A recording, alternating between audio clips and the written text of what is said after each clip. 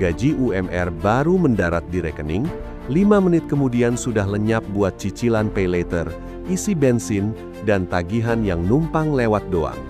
Di pasar, harga sembako naik pelan-pelan tapi nyeseknya konsisten, sementara di medsos kita diserang FOMO tiap hari.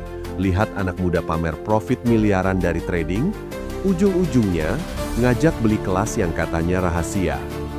Halo Sobat Kaya, selamat datang di channel kami. Kali ini kita bahas cara screening saham undervalued alias saham yang salah harga, cukup pakai HP di genggaman. Banyak orang gagal total di bursa saham bukan karena mereka kurang pintar, tapi karena cara mainnya salah dari awal.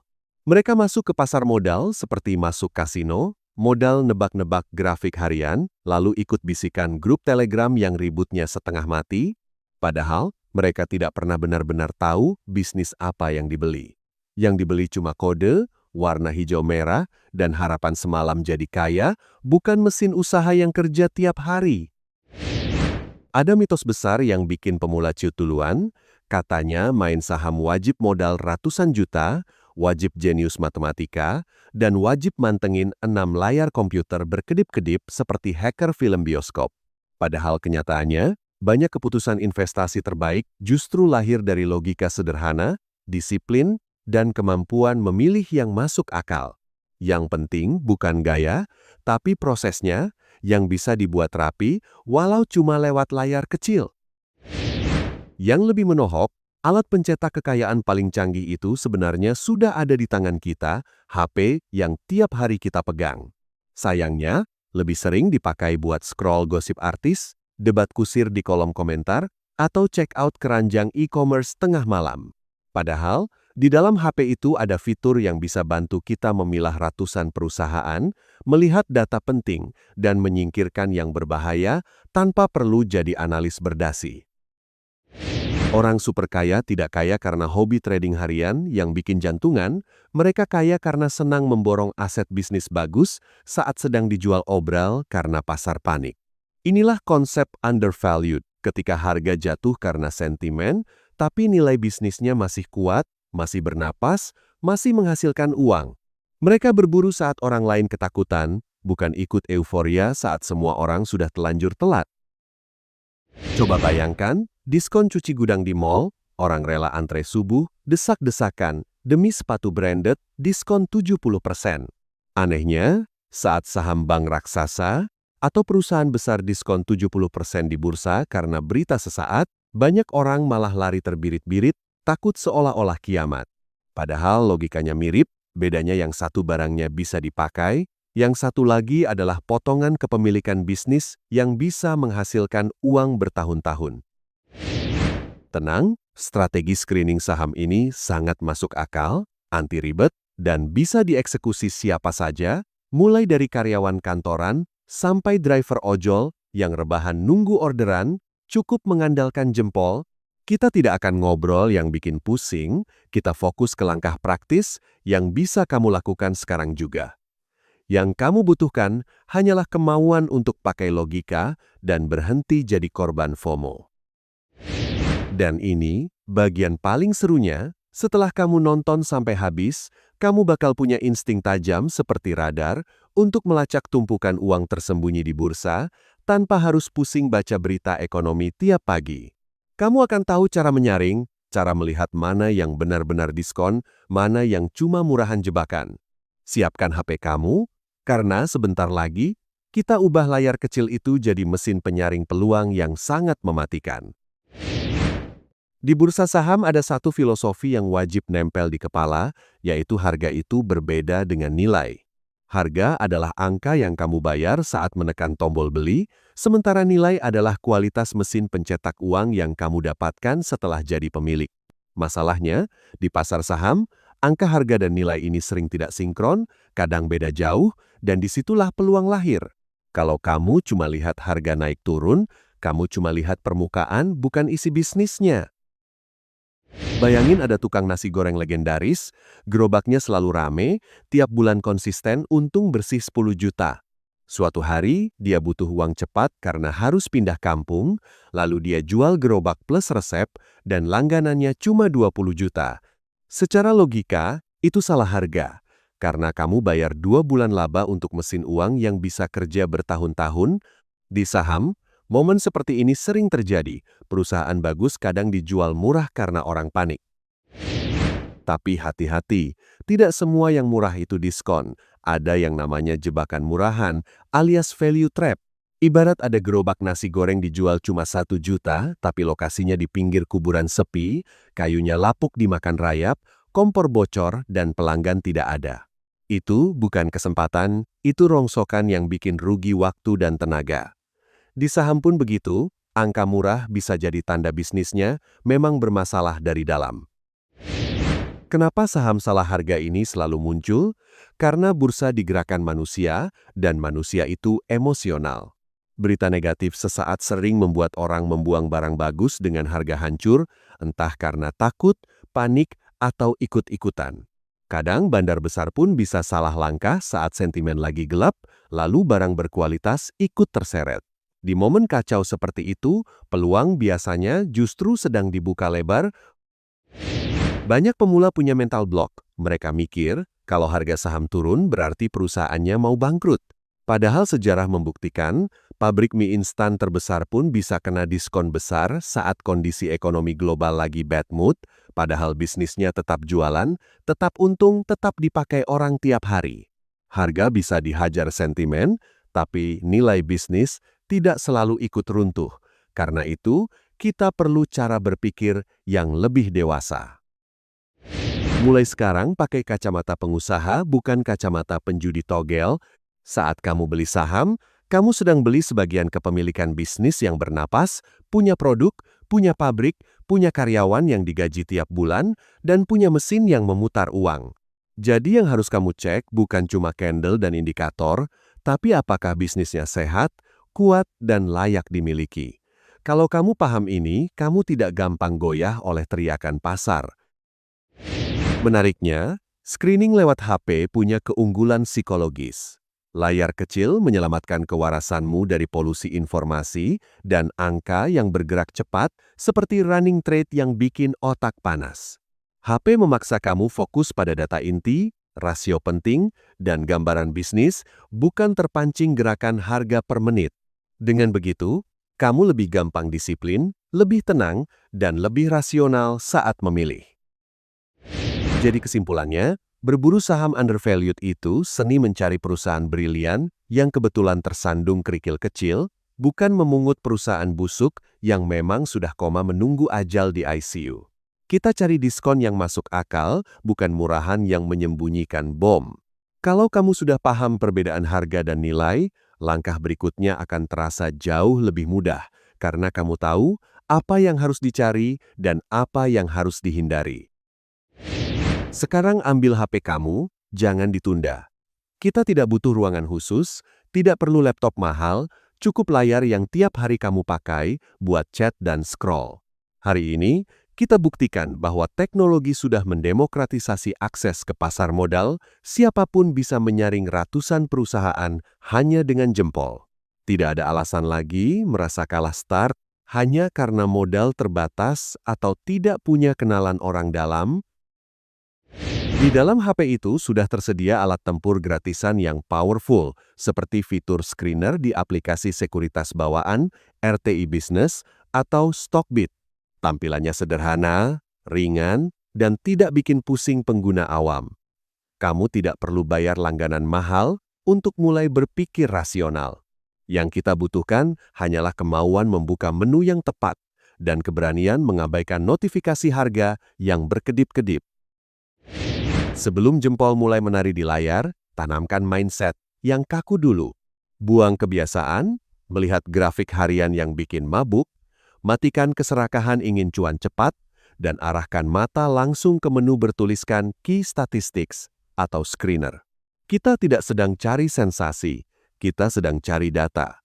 Fokus pada angka yang mencerminkan kualitas bisnis, bukan warna hijau merah yang memancing emosi. Anggap saja seperti belanja di e-commerce. Kalau mau beli barang di aplikasi Oren, kamu pasti pakai filter bebas ongkir, harga termurah, dan rating bintang 5 supaya tidak tersesat di lautan produk. Di bursa saham yang isinya ratusan emiten, logikanya sama. Tanpa saringan otomatis, kamu akan mabuk melihat terlalu banyak pilihan dan akhirnya asal klik tanpa pertimbangan matang. Fitur screener di HP itu ibarat asisten pribadi tanpa gaji yang bekerja 24 jam. Dalam hitungan detik, dia bisa menyeleksi lebih dari 800 perusahaan berdasarkan perintah logis yang kamu masukkan. Dia tidak capek, tidak baper, dan tidak ikut panik.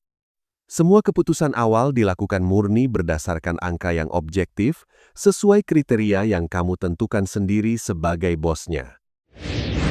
Alur kerjanya sangat rasional. Kita pakai pendekatan matematis dulu untuk menyapu bersih ratusan saham yang tidak layak, seperti menyaring pasir untuk mencari butiran emas. Setelah tersisa sedikit kandidat, barulah kita gunakan logika akal sehat untuk membedah lebih dalam.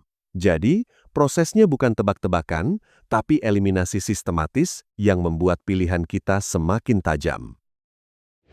Harus jujur, di dunia finansial, tidak ada rumus pesugihan gaib yang pasti 100% besok untung.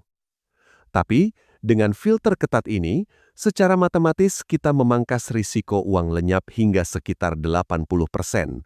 Kita tidak menghilangkan risiko sepenuhnya, tapi kita membuatnya jauh lebih terkendali.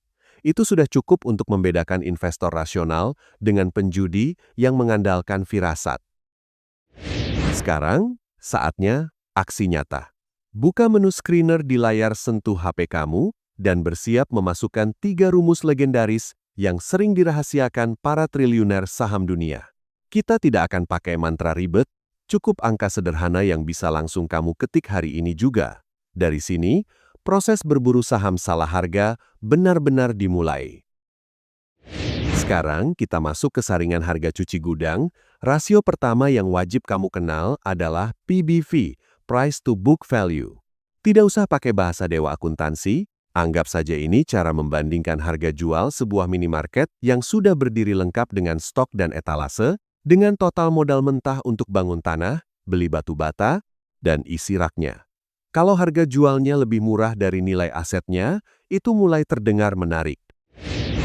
Di aplikasi screener HP kamu, cari kolom PBV, lalu set di bawah angka 1.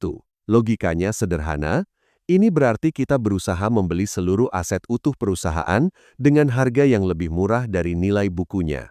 Ibarat beli gedung, mesin, dan inventaris dengan diskon besar.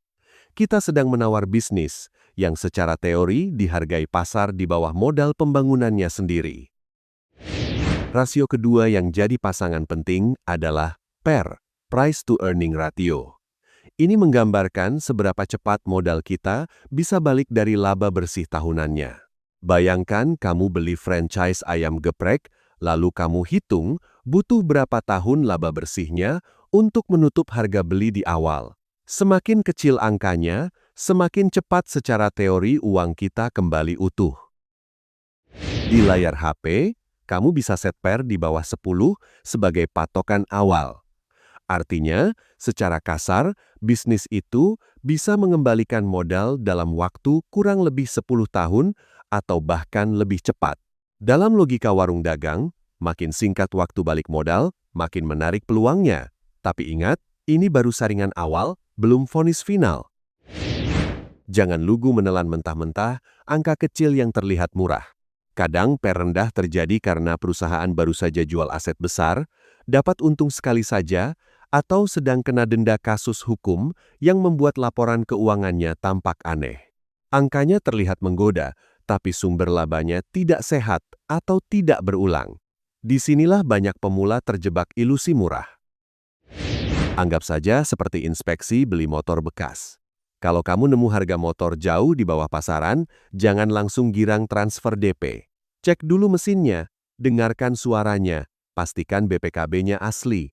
Dalam saham, angka PBV dan PER yang murah harus tetap diperiksa lebih dalam supaya kita tidak membeli motor yang ternyata turun mesin. Gabungan maut PBV rendah ditambah PER rendah ini adalah saringan lapis pertama yang sangat kasar. Fungsinya bukan untuk memastikan kita langsung beli, tapi sebagai algojo yang membantai ratusan saham mahal dari pandangan mata, Kita menyempitkan pilihan hanya pada kandidat yang secara harga terlihat diskon dan secara laba terlihat cepat balik modal. Setelah dua filter ini diterapkan, kamu akan merasakan pencapaian kecil yang penting. Tumpukan jerami di layar sudah dibakar habis, menyisakan beberapa puluh saham kandidat diskon. Dari ratusan nama yang bikin pusing, sekarang tinggal segelintir yang siap kita uji kualitas mesin uangnya di tahap berikutnya. Disinilah proses berburu mulai terasa serius dan terarah. Sekarang, kita naik level ke saringan lapis kedua, yaitu memastikan apakah perusahaan obralan tadi benar-benar jago cari uang. Jangan sampai kita sudah dapat harga diskon, tapi ternyata bisnisnya cuma ramai omzet dan miskin laba. Di tahap ini, kita tidak lagi fokus ke murahnya harga, tapi ke kualitas mesin pencetak uangnya. Karena bisnis yang hebat itu bukan cuma besar, tapi juga efisien dan menguntungkan. Rasio pertama yang kita pakai adalah ROE, Return on Equity. Bayangkan kamu nitip modal 10 juta ke teman tongkrongan untuk buka usaha, lalu setahun kemudian dia kasih kamu laporan, dari 10 juta itu dia bisa hasilkan untung berapa juta. Persentase kemampuan dia memutar uang itulah yang disebut ROE. Semakin tinggi angkanya, semakin cerdas manajemennya dalam mengolah modal pemegang saham.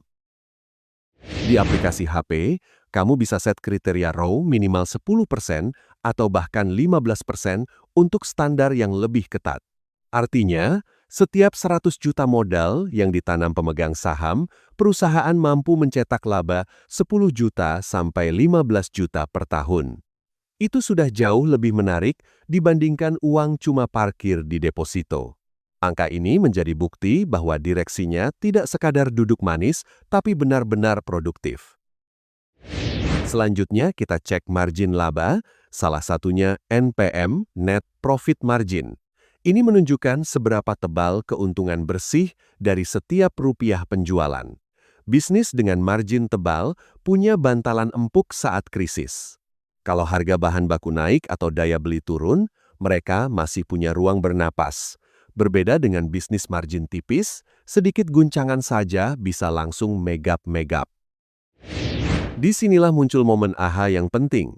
Kalau kita menemukan saham yang dihargai sangat murah, PER dan PBV kecil, tapi ternyata ROE-nya tinggi dan margin labanya tebal, itu target operasi utama kita.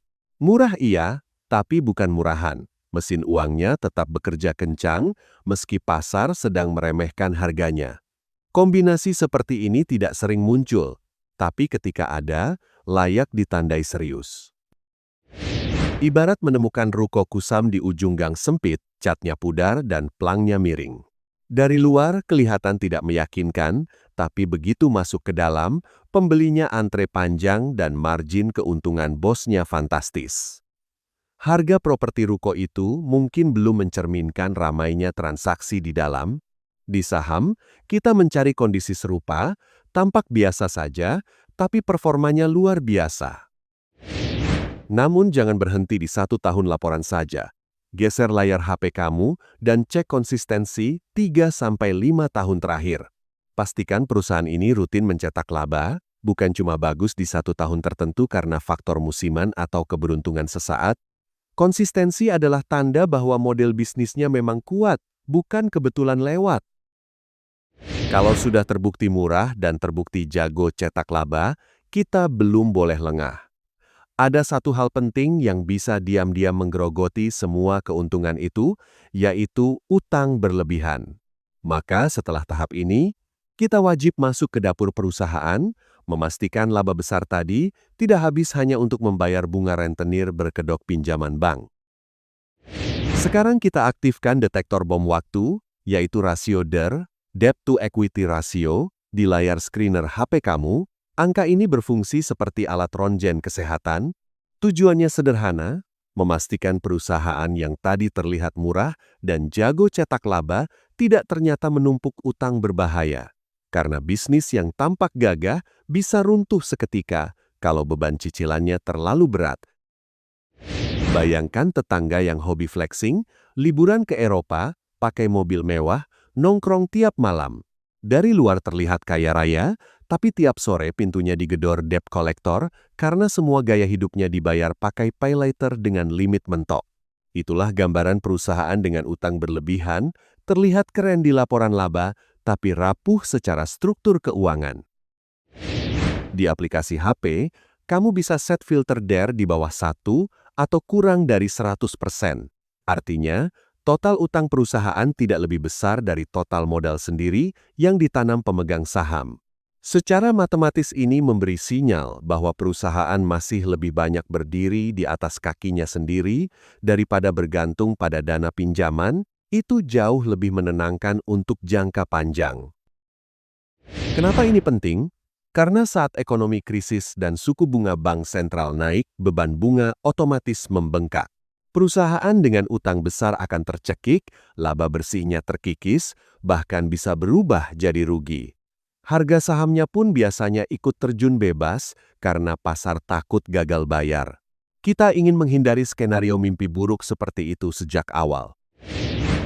Namun, ada pengecualian penting, terutama untuk sektor perbankan. Bagi bank, dana tabungan dan deposito masyarakat secara hukum memang dicatat sebagai utang yang wajib dikembalikan. Maka, DARE bank hampir pasti terlihat besar dan itu hal wajar dalam model bisnisnya. Jadi jangan pakai logika yang sama mentah-mentah untuk semua sektor, pahami dulu karakter industrinya. Tujuan utama filter ini bukan cuma soal angka, tapi soal peace of mind, ketenangan batin, adalah kemewahan tertinggi dalam berinvestasi. Saat pasar global sedang kebakaran dan berita negatif berseliweran, kamu tetap bisa ngopi santai karena tahu bisnis yang kamu miliki tidak dibebani utang mencekik. Itu nilai psikologis yang tidak bisa dibeli dengan rumor panas. Setelah 3 kali penyaringan, murah dari sisi harga, kuat dari sisi laba, dan sehat dari sisi utang, di layar HP, kamu seharusnya tinggal daftar super pendek, mungkin 5-10 saham elit. Mereka sudah lolos uji matematika dasar dan terbukti tidak sembarangan. Dari ratusan nama yang awalnya bikin pusing, kini tinggal segelintir kandidat serius yang layak diperhatikan. Tapi ingat, aplikasi pintar di HP itu hanya mesin pembaca angka masa lalu. Ia tidak bisa menilai masa depan, tidak bisa menilai perubahan zaman, dan tidak punya intuisi bisnis. Di titik ini, kita harus menambahkan satu sentuhan terakhir dari otak manusia, yaitu logika akal sehat, supaya keputusan kita tidak cuma akurat di angka, tapi juga masuk akal di dunia nyata. Sekarang letakkan HP sejenak, tahan gatalnya jempol, dan aktifkan otak. Kita masuk ke tahap uji logika akal sehat. Setelah mesin menyaring angka, giliran kita membedah model bisnisnya secara manusiawi. Jangan lagi terpaku pada rasio, tapi tanyakan hal paling mendasar, apakah bisnis ini benar-benar masuk akal untuk dimiliki sebagai bagian dari hidup kita? Pertanyaan pertama yang wajib kamu ajukan ke diri sendiri adalah, apakah saya benar-benar mengerti cara perusahaan ini jualan dan dapat untung? Kalau model bisnisnya terlalu ribet untuk dijelaskan ke ibu-ibu arisan dalam 5 menit, itu sinyal bahaya. Investor cerdas hanya membeli bisnis yang bisa ia pahami. Kalau kamu tidak paham sumber uangnya, lebih baik coret dan lanjut ke kandidat lain. Pertanyaan kedua, apakah produk atau jasa perusahaan ini masih akan dibeli orang dalam 5-10 tahun ke depan? Coba bayangkan perubahan gaya hidup, teknologi, dan kebiasaan masyarakat. Kalau jawabannya ragu atau terlalu bergantung pada tren sesaat, hati-hati. Kita ingin bisnis yang tetap relevan, bukan yang hanya viral sebentar lalu tenggelam. Ingat, hukum seleksi alam bisnis. Dulu pabrik pagar dan mesin tik mungkin punya laporan keuangan cemerlang, tapi zaman berubah dan mereka tergilas. Secemerlang apapun angka masa lalu, kalau industrinya menuju senja, masa depannya suram. Jangan buang uang untuk memungut bisnis yang sedang menunggu ajal, meskipun kelihatan murah dan rasio keuangannya manis. Selanjutnya, uji kekuatan merek atau economic moat. Coba pikirkan, kalau perusahaan ini menaikkan harga produknya 2.000 perak besok pagi, apakah pelanggannya langsung kabur ke kompetitor? Kalau jawabannya iya, berarti daya tawarnya lemah. Tapi kalau pelanggan tetap setia karena kualitas, distribusi, atau reputasi, itu tanda ada benteng pertahanan yang melindungi laba mereka. Kamu juga bisa cek karakter pimpinan bisnis cukup pakai Google di HP, ketik nama direksi atau pemiliknya, lihat rekam jejaknya. Apakah perusahaan rajin bagi dividen ke investor, transparan dalam laporan, dan bebas dari kasus korupsi atau penipuan? Manajemen yang bersih dan punya reputasi baik seringkali jadi pembeda antara bisnis hebat dan bisnis bermasalah. Di tahap ini, buang jauh-jauh rasa baper atau jatuh cinta berlebihan pada satu nama perusahaan. Jangan mentang-mentang kamu sering pakai produknya, lalu mengabaikan cacat serius di laporan atau model bisnisnya. Jadilah investor berdarah dingin. Kalau ada satu saja cacat logika yang fatal, tendang dari keranjang tanpa ragu. Uangmu lebih berharga daripada ego. Realitanya, dari 10 saham yang lolos mesin penyaring, sangat wajar kalau akhirnya hanya tersisa 1 atau 2 yang benar-benar pantas disebut super gem. Itu bukan kegagalan, justru tanda kamu selektif. Lebih baik punya sedikit bisnis berkualitas tinggi daripada keranjang penuh saham yang setengah matang. Disinilah kualitas keputusan mulai mengalahkan kuantitas pilihan. Sekarang kita rangkum 4 pilar screening pakai HP yang sudah kamu pelajari. Pertama, cari barang diskon lewat PBV dan PER rendah. Kedua, pastikan mesin uangnya ngebut lewat ROI tinggi dan margin laba sehat. Ketiga, cek utangnya aman lewat DER yang terkendali. Keempat, pastikan bisnisnya masuk akal secara logika manusia. 4 langkah ini sederhana, tapi kalau dijalankan disiplin, dampaknya bisa luar biasa. Tapi jujur saja, tantangan paling berat bukan di teori atau cara pakai aplikasinya. Tantangan sesungguhnya adalah mentalitas. Saham salah harga tidak selalu langsung melonjak besok pagi. Kadang butuh waktu berbulan-bulan sampai pasar sadar dan mengembalikan harga ke nilai wajarnya. Di fase menunggu itulah banyak orang tumbang karena tidak sabar. Ibarat menanam bibit durian bawor unggul yang kamu beli murah. Secara genetik dia hebat, tanahnya subur, pupuknya cukup, tapi kamu tetap harus menunggu musim berbuah. Kamu tidak bisa tiap pagi mengguncang batangnya sambil marah-marah berharap durian jatuh. Investasi juga begitu, butuh waktu dan kesabaran yang konsisten. Karena itu, jangan pernah pakai uang panas untuk beli saham. Jangan pakai uang belanja dapur, uang cicilan motor, atau lebih parah lagi uang pinjol. Gunakan uang dingin yang memang siap didiamkan lama. Dengan begitu kamu tidak tertekan secara psikologis saat harga bergerak naik turun dan keputusanmu tetap rasional, bukan karena panik butuh cash cepat. Ada satu fakta yang jarang dibicarakan, investasi sejati yang menguntungkan itu cenderung membosankan. Tidak ada sensasi deg-degan tiap menit, tidak ada teriakan cuan instan. Justru yang terlalu seru biasanya berisiko tinggi. Kalau tujuanmu mencari adrenalin, lebih baik naik roller coaster saja, jangan bawa uangmu ke bursa saham. Yang indah dari strategi ini adalah siapapun bisa mempraktikannya. Tidak peduli latar belakangmu karyawan, pedagang, mahasiswa, atau driver ojol, alat tempurnya sudah ada di tanganmu. Ilmunya gratis, aplikasinya gratis, tinggal kemauan untuk berpikir logis dan konsisten. Garis nasib finansial bisa berubah bukan karena hoki, tapi karena keputusan yang lebih cerdas dari rata-rata. Sekarang giliran kamu praktik, buka lagi HP kamu, masukkan filter yang sudah kita bahas, lalu lihat saham mana yang muncul di layar, tulis satu kode saham yang menurut kamu lagi salah harga banget. Kita adu logika bisnisnya bareng-bareng, bukan adu rumor atau gosip pasar. Diskusi yang sehat akan bikin cara berpikirmu makin tajam. Kalau kamu merasa video ini membuka cara pandang baru, jangan lupa subscribe, like, dan bagikan ke grup WhatsApp tongkronganmu supaya makin banyak orang melek finansial. Semakin banyak yang berpikir rasional, semakin kecil yang jadi korban FOMO dan kelas bodong. Terus asah logika uangmu, dan jadilah sobat kaya yang cerdas. Sampai ketemu di pembahasan berikutnya.